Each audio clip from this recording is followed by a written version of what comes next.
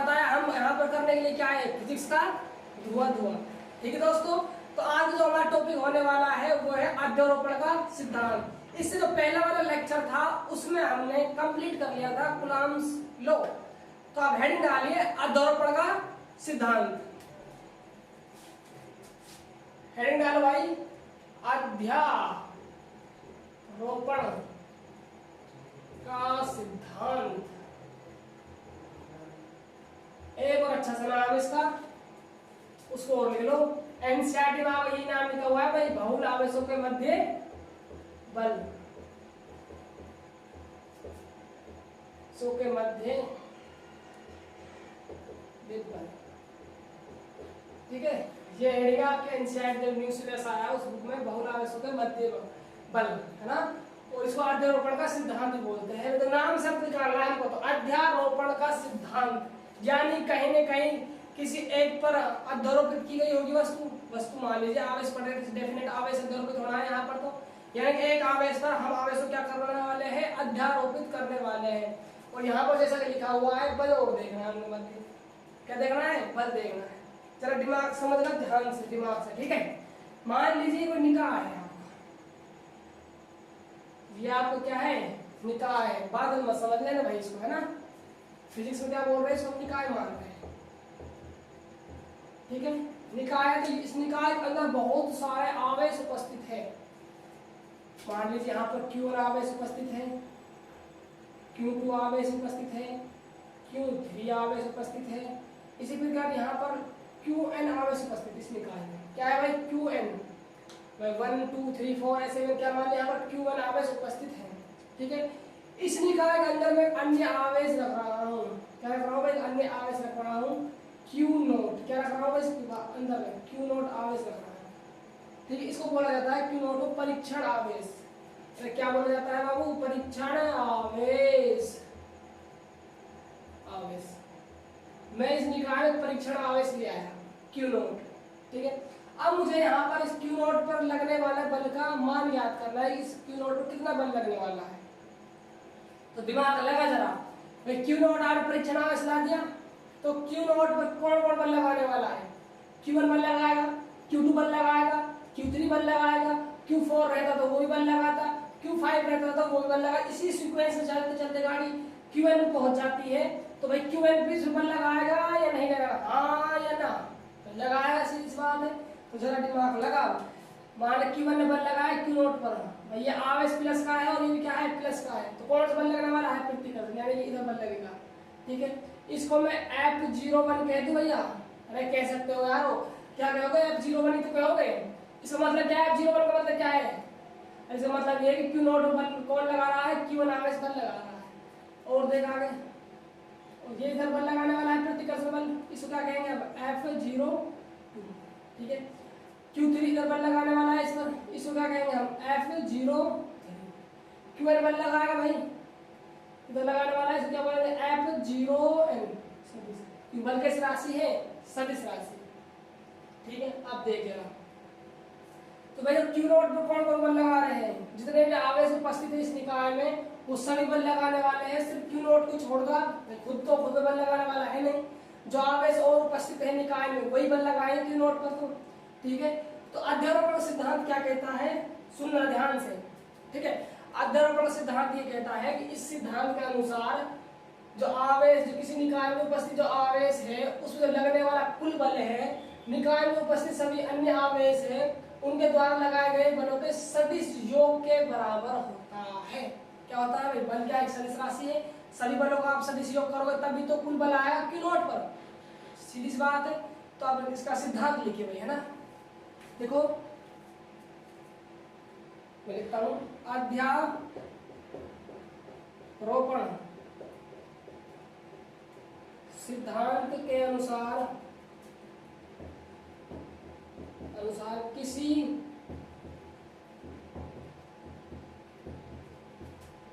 अध्यारोपण सिद्धांत के अनुसार किसी निकाय में किसी आवेश पर लगने वाला कुल बल एक अध्यारोपण सिद्धांत के अनुसार किसी निकाय में किसी आवेश पर लगने वाले कुल बल होगा निकाय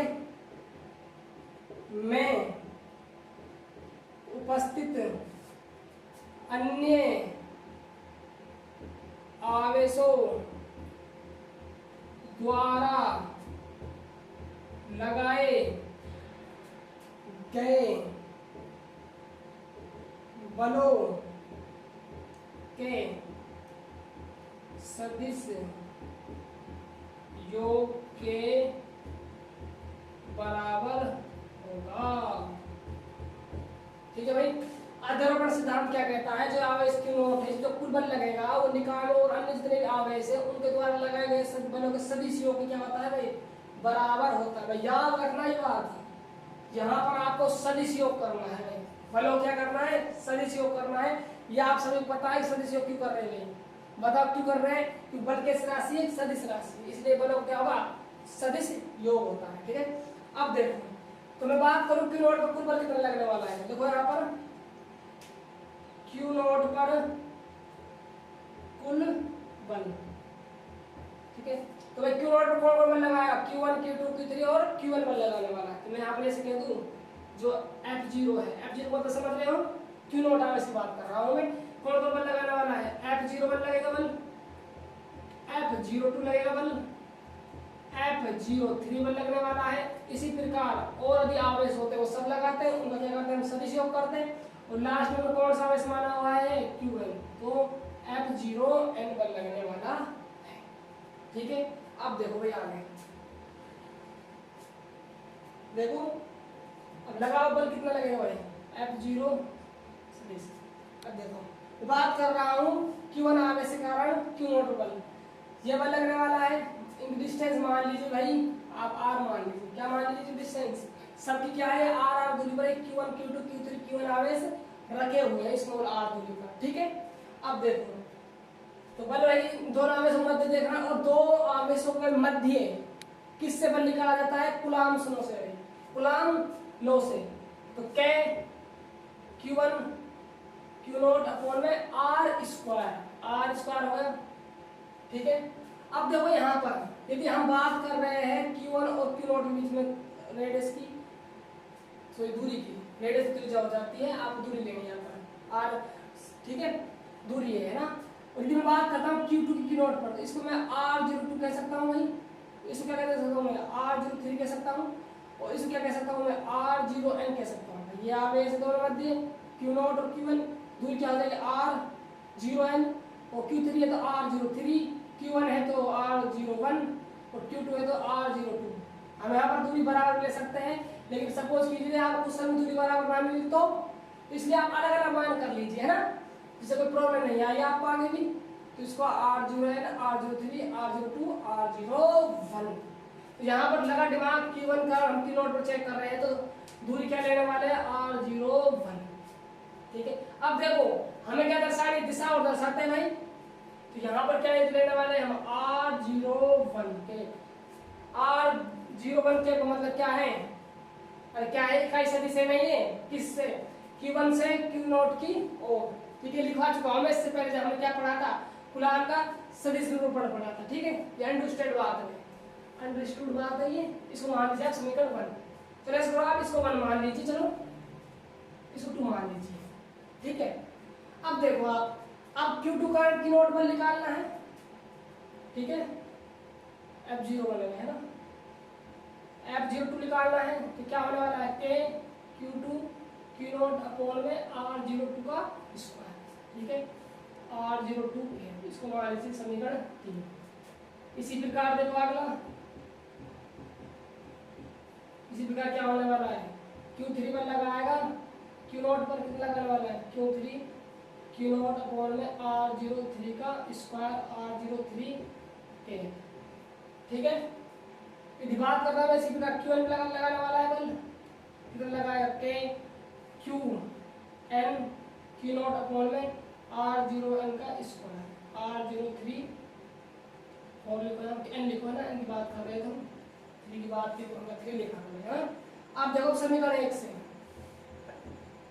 समीकरण 1 से है ना, ठीक है, तो एक मान रखो भाई, क्या मान होने वाला है F0 सदिश, फिर क्या वैल्यू रखनी है F01 F02 F03 और वहां तक F0n की, Q नोट अपॉन में R01 का स्क्वायर R01 के प्लस में K Q2 Q naught upon में R02 का स्क्वायर R02 के Q3 Q नोट अपॉन में R03 का स्क्वायर R03 के प्लस इसी प्रकार डॉट डॉट कहाँ चल रहे हैं हम Qn के पास जाना है हमें, तो K Qn Q naught upon में R0n का स्क्वायर, तो R0n n है भाई यहाँ पर, ओके ठीक है। अब लगाओ दिमाग, कुछ कॉमन आ रहा हो तो कॉमन ले लो यहाँ से, तो कॉमन क्या क्या आ रहा है देखो, K कॉमन आ गया सब में देखते हैं, और Q नोट कॉमन आ रहा है, तो क्या क्या लिख सकता हूँ मैं 1/4 पाई एप्सिलॉन नोट लिख सकते हैं K को तो हम, और क्या कॉमन आ गया Q नोट कॉमन आ गया, क्या बचा अंदर, यहाँ पर बचा आपके पास में Q1 बचा अपॉन R01 का स्क्वायर और R01 के, ठीक है। यहाँ देख K कॉमन आ गया Q नोट कॉमन आ गया, क्या बचेगा यहाँ पर Q2 अपॉन R02 का स्क्वायर और R02 का K, ठीक है। आगे देख यहाँ से क्या बचा Q3 बच गया और R03 स्क्वायर और R03 K प्लस वहाँ देख Qn बच गया R0n का स्क्वायर बच गया और Rn बच गया, ये बचने वाले हैं K, और Q नोट क्या आ गया आपका कॉमन आ गया भाई। अब देख आगे Q नोट अपॉन में 4 पाई एप्सिलॉन नोट, ठीक है। अब देखो इसे मुझे मैथमेटिक्स में लिखना है, योग हुआ पड़ा है, योग है और मैथमेटिक्स में लिखना है फॉर्मूले में, तो हम क्या यूज लेते हैं भाई समेशन यूज लेते हैं, ये सिंबल होता है समेशन का, ठीक है। अब देखो आप ध्यान देना यहाँ पर देखो Q1 है Q2 है प्लस बाद Q3 है Q4 आता Q5 आता Qn है और लास्ट में क्या आ रहा है Qn आ रहा है, तो मैं कहीं ना कहीं ऐसे कह दूं कि यहाँ पर Qi कह दूं, क्या कह रहा हूँ मैं Qi, यानी जो I की जो वैल्यू स्टार्ट हुई है आपकी वो 1 से स्टार्ट हुई है और कहाँ तक गई I की वैल्यू n तक गई है, बताओ ये हाँ या ना, समझ आ रहा है, ठीक है। आगे चलो जरा, इसको लगा दिमाग, इसमें लगा K वाले लगा भाई, हमारे स्क्वायर वाले लगाएंगे, ठीक है। देखो जीरो सब में आ रहा है पहला कॉमन सब 0 0 आ रहा है, बाद में क्या आ रहा है 1 2 3 4 5 फिर कहाँ पहुँच गया n तक पहुँच गया, तो मैं ऐसे कह दूँ 0i K, बिल्कुल कह सकते हैं भाई है ना। आगे देखो बटा, इसको लगा दिमाग 0 0 0 सब में है, 1 2 3 4 5 कहाँ तक चला गया n तक चला गया, इसको क्या कह सकता हूँ मैं R0i का स्क्वायर, यहाँ से आपका एक फॉर्मूला निकल आता है अध्यारोपण सिद्धांत का, क्या है फॉर्मूला भाई अध्यारोपण सिद्धांत का। अब देख I की वैल्यू 1 से स्टार्ट कर दे, योग करना है और सिंबल यूज लेते हुए आपको सारी वैल्यू वही प्राप्त हो जाएंगे भाई, तो ये शॉर्टकट में है मैथमेटिक्स में लिखने का तरीका। तो देखो यहाँ से पॉइंट और लिखा गया था, ये बताना अध्यारोपण सिद्धांत कितने आवेश में लागू होगा, मतलब अध्यारोपण सिद्धांत आपको करवाना है तो कम से कम कितने आवेश होने जरूरी है, कम से कम भाई 3 आवेश होने जरूरी है, ये 3 से कम हुए 2 आवेश हुए तो फिर अध्यारोपण, अरे अध्यारोपण से हम क्या पढ़ लिया कूलाम्स लो पढ़ लिया, वहां कूलाम होने लग जाए क्या दिक्कत आ रही है, तो जो आवेश होने चाहिए आपके 3 या 3 से अधिक होना चाहिए, ठीक है। 2 आवेश के लिए अध्यारोपण सिद्धांत काम नहीं देगा भाई, सीधी बात ये है। अब देखो यहाँ पर एक पॉइंट आया है आपका सदिश योग, चलो इसके बारे में और बता देता हूँ आपको सदिश योग क्या है यहाँ पर, है ना। तो आप इतना नोट डाउन कीजिए भाई, ये आपका अध्यारोपण सिद्धांत कंप्लीट हो गया वहां पर, ठीक है। लिखिए भाई इसको, फिर आगे चलते हैं।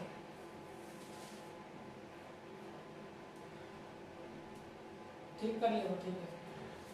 अगले दिन डालो आप सदिश योग का,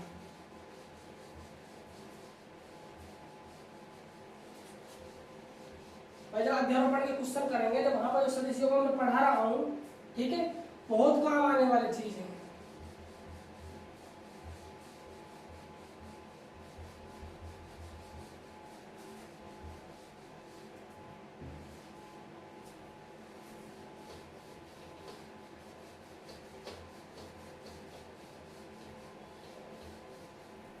डाले भाई सदिश योग,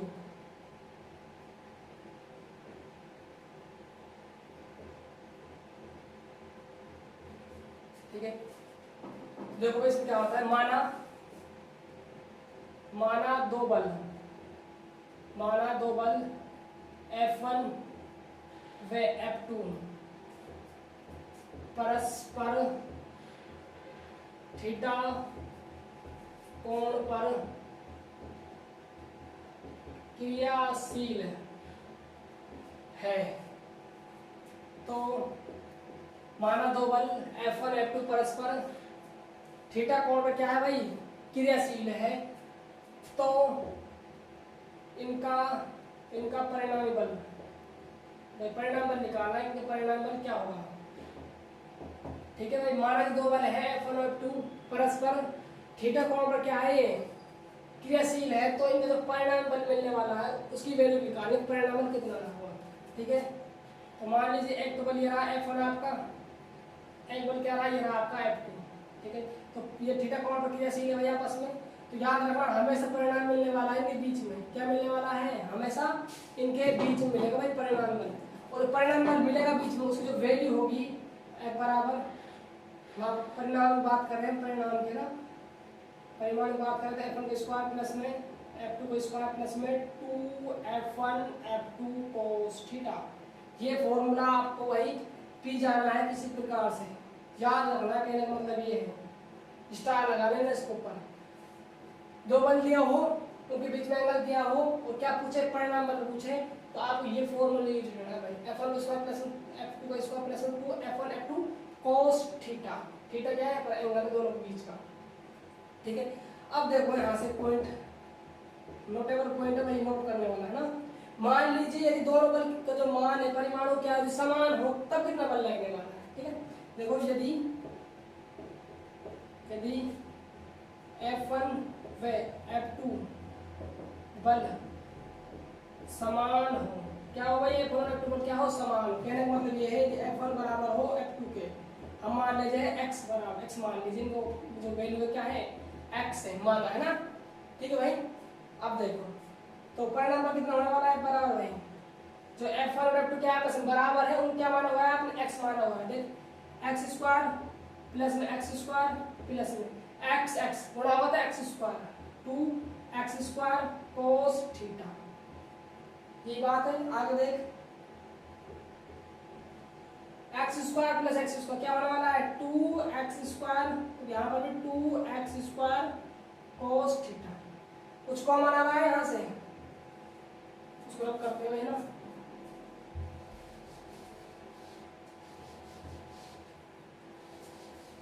ठीक है। अब देखो आप आगे कॉमन क्या है, यहाँ से देखो 2x स्क्वायर यहाँ से कॉमन आया, 2x यहाँ से कॉमन आ रहा है, 2x स्क्वायर में इधर रूट से बाहर आएगा, रूट 2 आने वाला है, x स्क्वायर का x बाहर निकल कर आने वाला है, तो f क्या बाहर निकल कर आने वाला है, रूट 2x, तो ब्रैकेट क्या बचने वाला है, 1 प्लस में cos थीटा, क्या बचने वाला है, cos थीटा। अब देखो मुझे cos हाफ एंगल जो यहाँ पर cos थीटा कुछ ना कुछ फॉर्मूला पढ़ रहा है, हाफ एंगल आप सबने 11th क्लास पढ़ी होगी, वहां पर cos थीटा के आपने 4 फॉर्मूले पढ़े होंगे।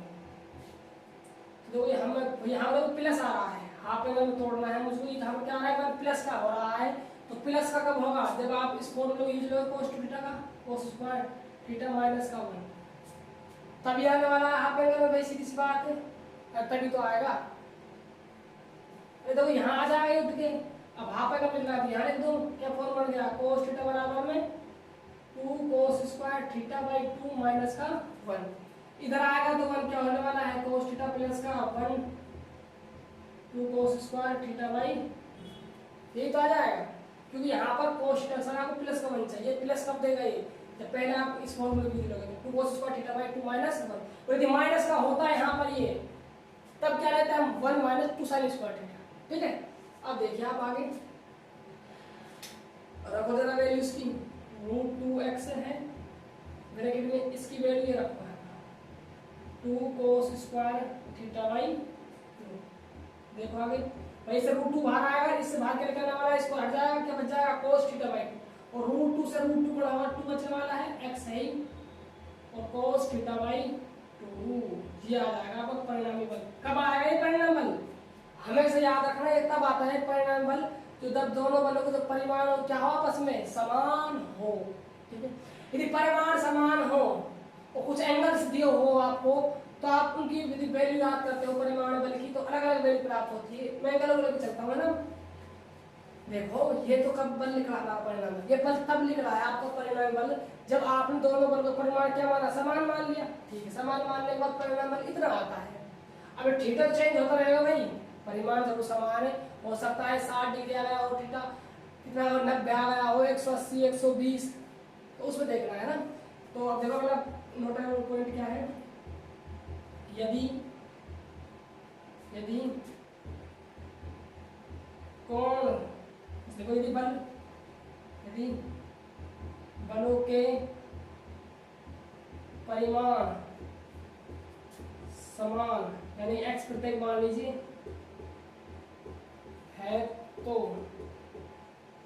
थीटा पर परिणामी बल चेक करना है। थीटा से देख रहा हूँ कितना का परिणाम बल निकल रहा था। ठीक है, मैं बात करता हूँ यदि थीटा आप कितना हो 60 डिग्री हो, तब कितना आने वाला है परिणाम बल एफ पर आकर। ठीक है, तो 60 रखा जाएगा यहाँ पर, 60 रखा आपने तो 2 का भाग लग रहा है, 60 कितना आने वाला है 30, यानी कि cos 30, और cos 30 की वैल्यू क्या होती है √3/2, 2 ने 2 को मार दे, क्या आ जाएगा परिणाम बल, √3 गुणा हो जाएगा बल। भाई ये क्या है, जो पहले जो बल है उनको परिमाण क्या हो जाएगा √3 गुना हो जाएगा भाई, तो परिणाम बल आएगा आपका।